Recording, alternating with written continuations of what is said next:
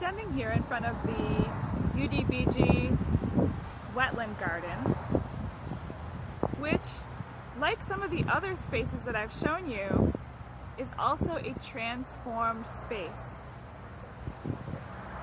So as you'll see in the video footage and from what you can see behind me, there is a variety of a lot of different plant species, including flowering species, grasses, wetland species present here. And the interesting thing about this space is that it actually used to be a cow pasture.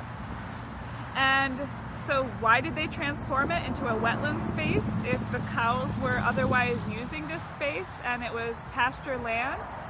Well, there was actually a problem with it. Water from rainwater and other sources used to actually pool in this area because it's lower than the rest of the pasture.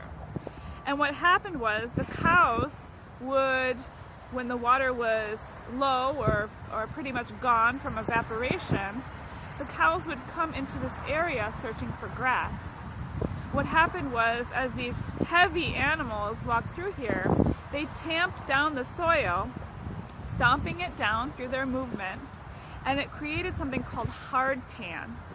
And hard pan is an area where something really stomps down or compresses the soil, and it produces that when it rains, it produces standing water.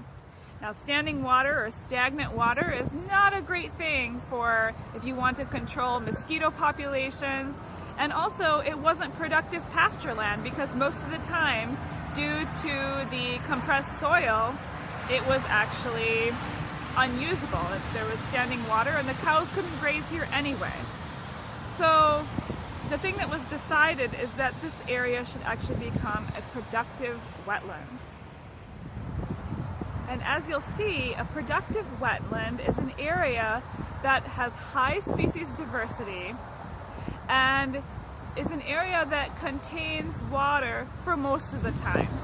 So this area could potentially dry up during the hot summer months, but most of the time a wetland is defined as an area that has water in it for most of the time. So it's really a permanent area where there's water, and it's not necessarily flowing water, okay? But the difference is with the high species diversity that helps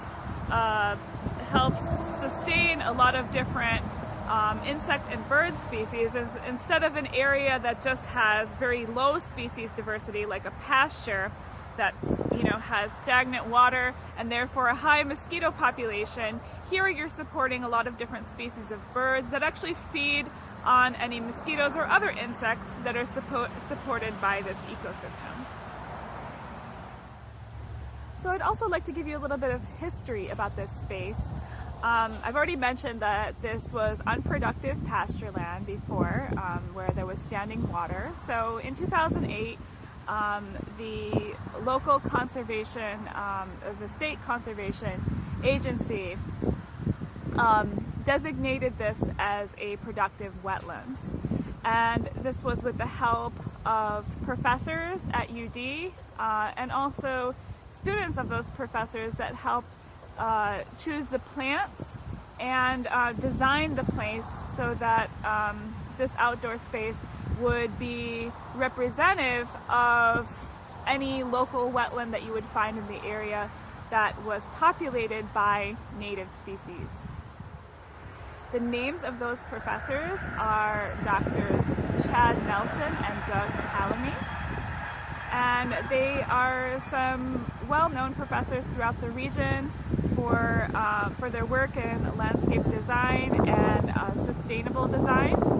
And they've written a number of different publications and also, in the case of Doug Tallamy, books about sustainable design and sustainable landscaping practices.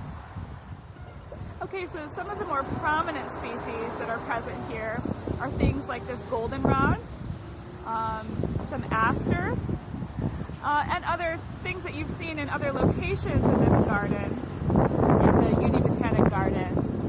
In addition to some water-tolerant trees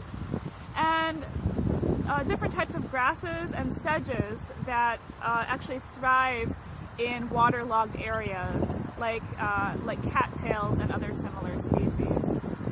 One thing that I hope you'll enjoy as you watch the footage of this garden are the pops of color that are provided by, in addition to these types of flowers, the local, it's a species called Rose of Sharon. It's the local hibiscus species, Hibiscus syriaca, which provide really nice pops of color, which I hope you'll enjoy as I pan through the different parts of this wetland garden.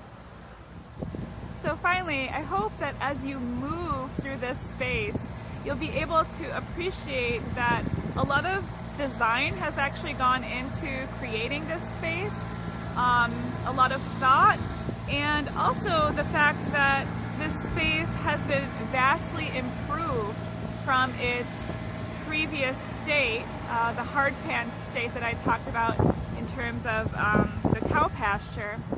Instead, you have a really high level of plant species diversity, which in turn supports local insects through important pollinators and insects that survive and thrive in areas like this, and therefore supporting local bird and other species, which really supply its own ecosystem in this area.